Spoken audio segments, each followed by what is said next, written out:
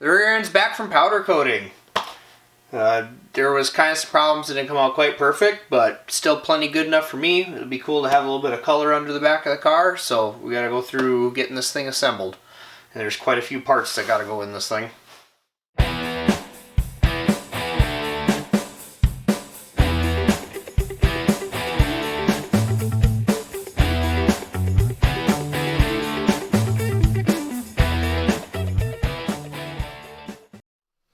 These axle seals are one of the first parts that I'll be putting in.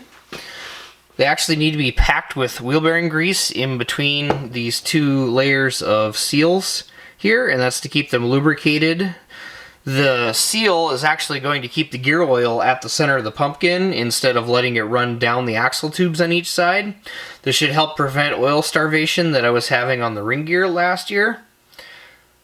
Beyond that, I'll just be putting some light oil on the O-rings to be able to tap or press them into the tubes.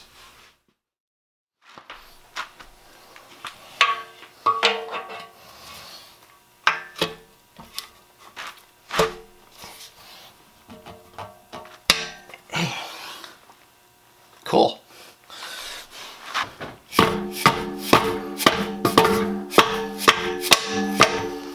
There we go. Alright, the next thing I need to do is pull the studs in to the housing. They're spline press fit in here, so we need to actually either press them in, which unless you have a special contraption to do that, it's pretty tough to do. So we're going to draw them in like you would a wheel stud. I like to use just a little dab of anti-seize on the spline section for a little lubrication to help pull them in. Do the same thing with wheel studs.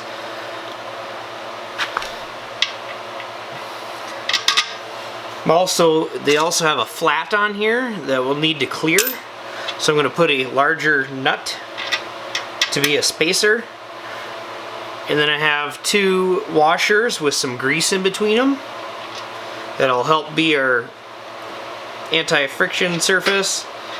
And then have just a grade 8 nut of the correct thread to be able to hook up to it. And we'll see if my little impact gun here will actually do it.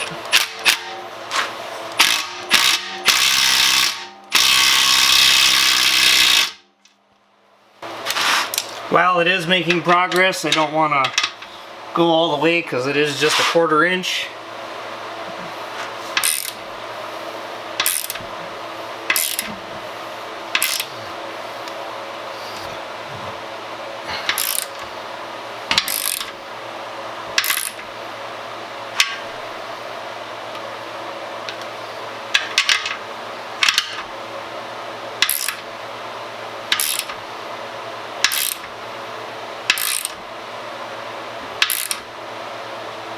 Alright, now I just felt it get quite a bit tighter.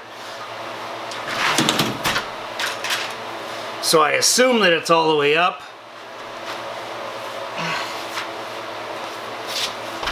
I can double check by taking a look at it. Yep, I can see the anti-seize is all squished out. That's another nice thing about it, is it's a little bit of an identifier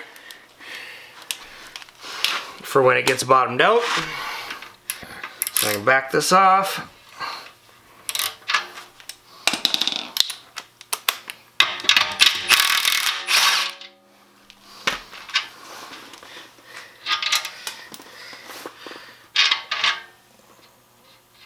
And it looks like we didn't wreck the threads, so that's good.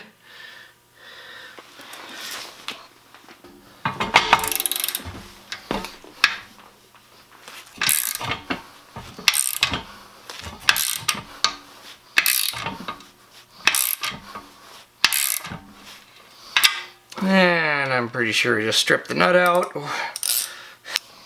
Or the stud, which would be even worse.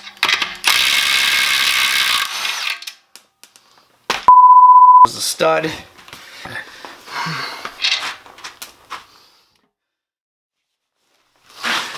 Alright, well, I'm a dummy for stripping that one out.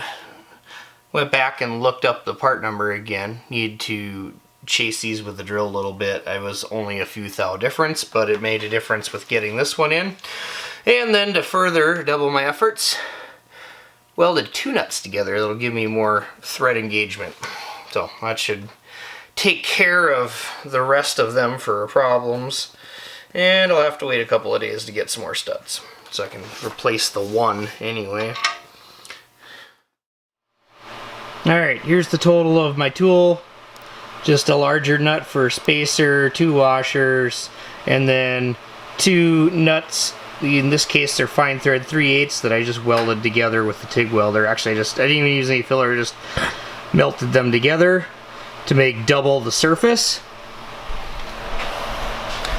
So, do that. Don't be dumb like I was and try to use one nut and then not check that the hole sizes needed to be cleaned up a little bit, because it just cost me 40 bucks to order another kit with shipping and stuff to get it here in a couple of days. So, yeah, don't be like me.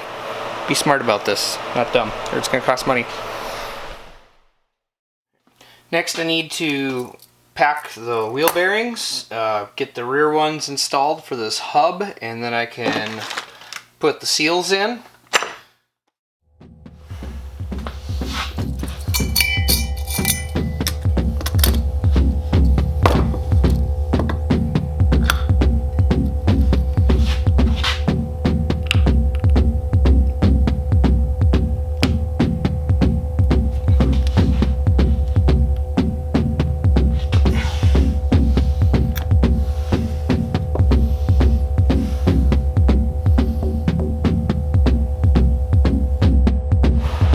Now with the seals, we'll want to make sure that we get a little bit of grease on the lips.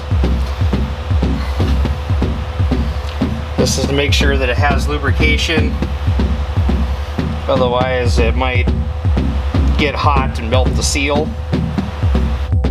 Now to press the seal in, I don't want to hit it with the mallet and work my way around, because the mallet's too small to hit it straight on.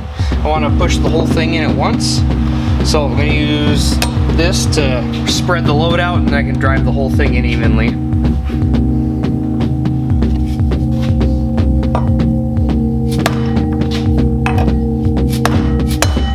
Or as evenly as I can anyway.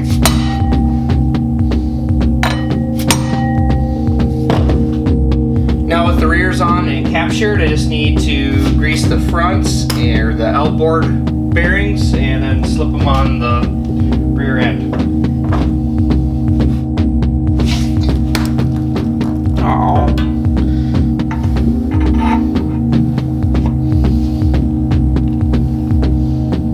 Great. It's full of dirt.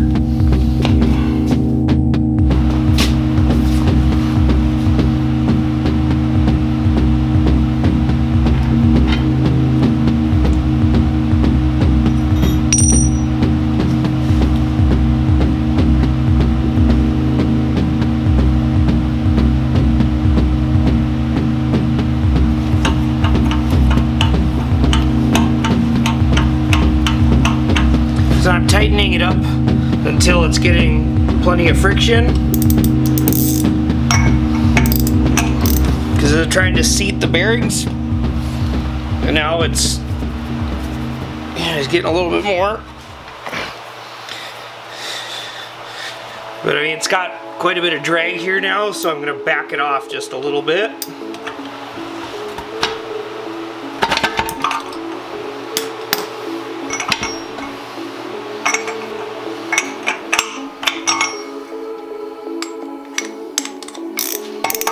It's a hell of a lot easier when it's on the car and everything's locked down.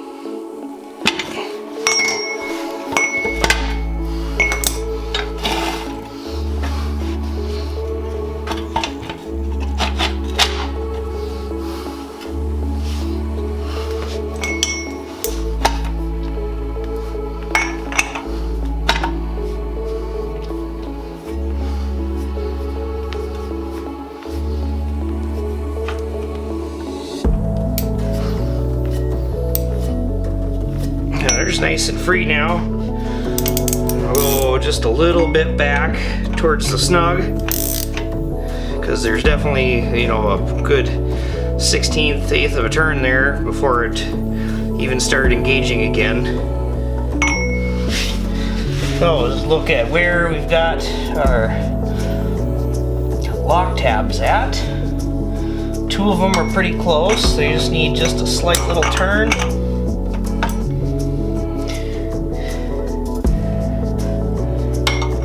And that was almost too much, and I'm not going to make it to the next ones, so we'll back up and run with those. Here's what I mean about the lock tabs. This nut has cuts in it, and then that lock ring behind it is keyed. You see a little notch in the spindle snout. So I know that I can line up that one and that one right now and fold those two tabs in to lock this nut in place. And it wouldn't go any further tight to get to the next ones, and we don't want to go a whole lot looser or where the wheel bearing is going to be loose. So that's where it's going to line up. Do the same with the other side.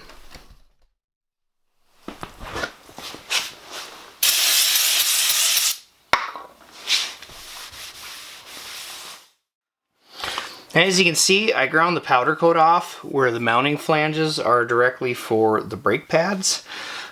This is because the powder coat can build up and be pretty thick depending on how it runs when it's being in the oven or was applied.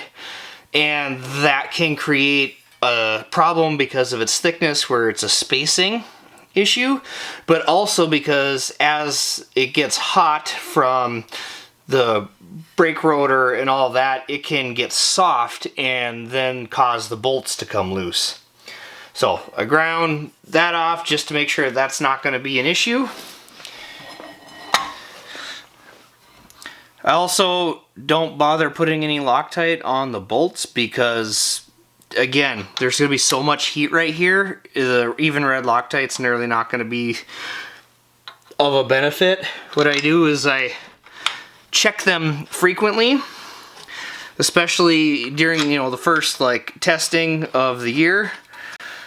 I'll make sure that I put them in very tight and then check them for the first couple of events, and after a few events I'll notice that I haven't been able to tighten them for a little bit, and at that point they're usually good for the rest of the year. The other thing you'll notice is that I have these flange bolts versus like a standard grade 8 bolt. I find the flange style not only is spreading out the clamp load of the caliper and helping keep it stable, it also provides that much more friction area for it to resist coming loose.